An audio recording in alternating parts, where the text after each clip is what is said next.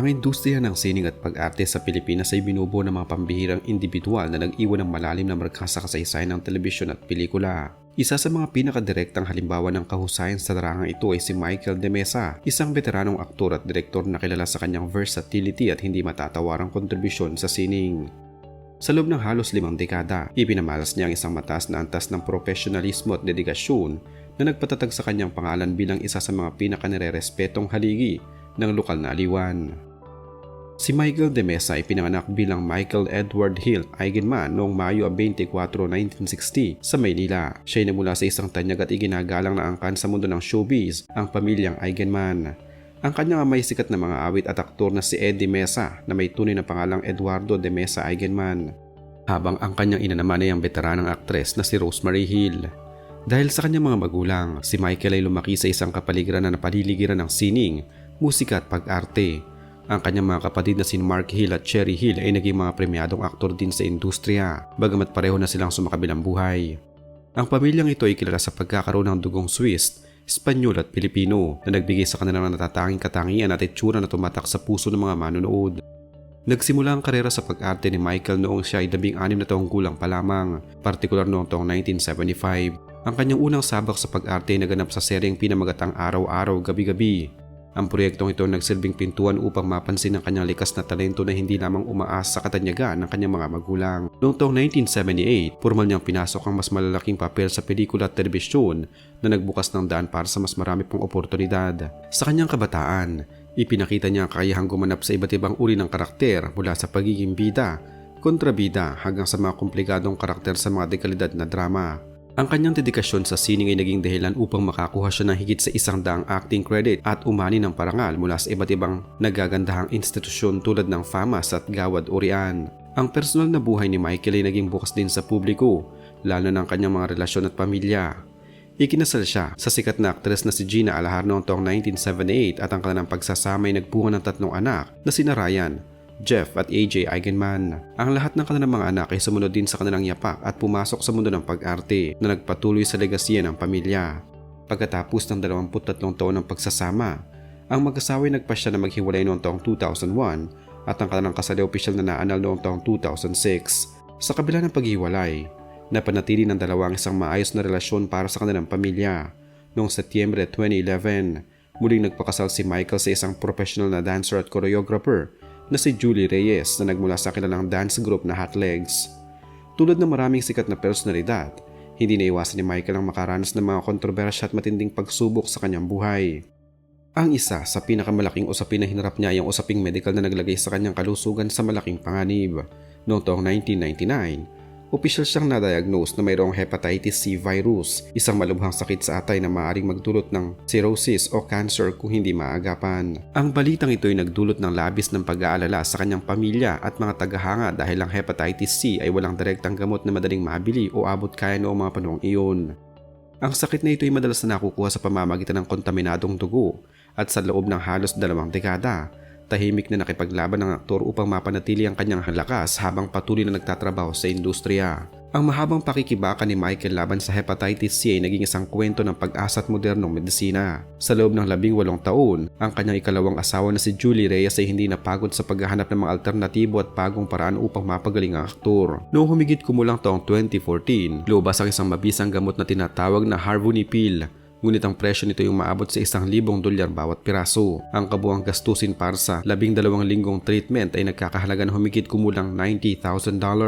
Isang halaga na napakataas at hindi praktikal para sa marami. Sa kabutihang palad, sa pamamagitan ng masusing pananaliksik ni Julie, nakatuklas sila ng generic na bersyon ng gamot na gawa sa India na may parehong bisa ngunit mas mababa ang halaga. Matapos ang patuloy na pag-inom ng gamot, noong Desyembre 2017 ay nagpakita ng magandang resulta ang kanyang pagsusuri at noong Mayo 2018, opisyal na kinumpirma ng mga doktor na siya ay ganap nang gumaling at wala nang natitirang virus sa kanyang katawan. Matapos mapagtagumpayan ang kanyang karamdaman, nagpatuloy si Michael sa kanyang mga aktibidad sa telebisyon sa Pilipinas. Ang isa sa kanyang pinakatanyag na proyekto na tumagal na maraming taon ay ang FPJs ang probinsyano mula taong 2016 hanggang 2022 hanggang 2022 kung saan ginampanan niya ang karakter na si Patrolman Ramil Manager Taduran. Bukod sa pag-arte, nagsilbi rin siyang isa sa mga direktor ng nasabing serye na nagpapatuloy ng kanyang malawak na kaalaman sa produksyon.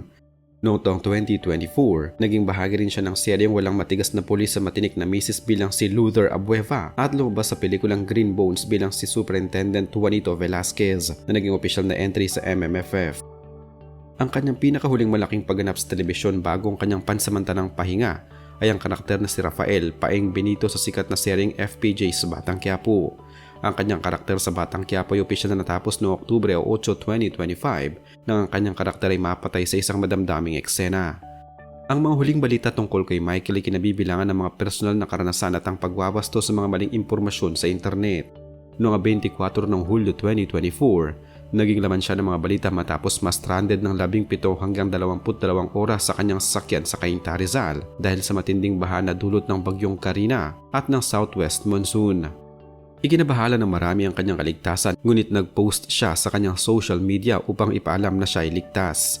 Noong Oktubre 4, 2025, mabilis namang inaksyonan at pinabulaanan ng aktor ang isang death hoax o peking balita na kumalat sa internet na nagsasabing siya ay pumanaw na noong Setyembre 30, 2025. Sa kasalukuyan, si Michael ay abala sa isang ganap na magkaibang larangan na malayo sa industriya ng showbiz. Noong taong 2023, sa edad na 63, nagpasya siyang mag-enroll sa Global Academy upang mag-aral ng Professional Baking and Pastry Arts. Ang desisyong ito ay namula sa kanyang personal na interest na matutong magluto ng mga scone, tarts, cookies at apple pie para sa kanyang pamilya at mga apo. Ayon sa kanyang mga nakaraang panayam, ang pag-aaral ng culinary arts sa isang patuloy na edad ay numero lamang kapag ang isang tao ay may kagustuhang matuto ng mga bagong kasanayan. Bukod sa baking, abala rin sila ng kanyang asawa na si Julie sa pag-aasikaso ng kanilang mga ari-arian, kabilang ang pagbisita sa kanilang bagong lupain sa Batangas noong 1 ng Abril 2025. Sa kasalukuyang taon ng 2026, si Michael ay nananatiling naninirahan sa Pilipinas. Bagamat nabawasan ang kanyang regular na paglabas sa telebisyon matapos ang kanyang pag-alis sa Batang Quiapo noong huling bahagi ng 2025, ang kanyang presensya sa industriya ay nananatiling matatag sa pamamagitan ng mga replay ng kanyang mga nakaraang serye at pelikula. Ang kanyang kasalukuyang lokasyon at pamumuhay nakasentro sa pagpapanatili ng isang balanseng buhay, malayo sa stress ng puyatan sa mga tapings at nakatutok sa kalusugan at kaligayahan ng pamilya. Ang kanyang kwento ay patuloy na nagbibigay ng inspirasyon sa maraming tao na naghahanap ng panibagong simula sa kabila ng mga pinagdaan ng pagsubok. Ang kabuuang karera at buhay ni Michael De Mesa ay nagpapakita ng isang tunay na ehemplo ng isang dekalidad na Pilipinong artista. Mula sa kanyang marangyang pinagmulan sa pamilyang Eigenman, napatunayan niya ang kanyang sariling galing at bumuo ng isang pangalan na hindi matitinag ng panahon. Ang kanyang tagumpay laban sa malubhang sakit na hepatitis C at ang kanyang lakas na loob na pumasok sa bagong mundo ng baking sa kanyang edad ay mga patunay ng kanyang walang katapusang determinasyon. Si Michael De Mesa ay hindi lamang isang pangalan sa listahan ng mga sikat na artista sa Pilipinas, kundi isang simbolo ng katatagan, kahusayan at patuloy na pagunlad na mananatiling nakaukit sa kasaysayan ng sining ng bansa. Talunin mo sa botohan ng anak ko. Si Attorney Marian Malake!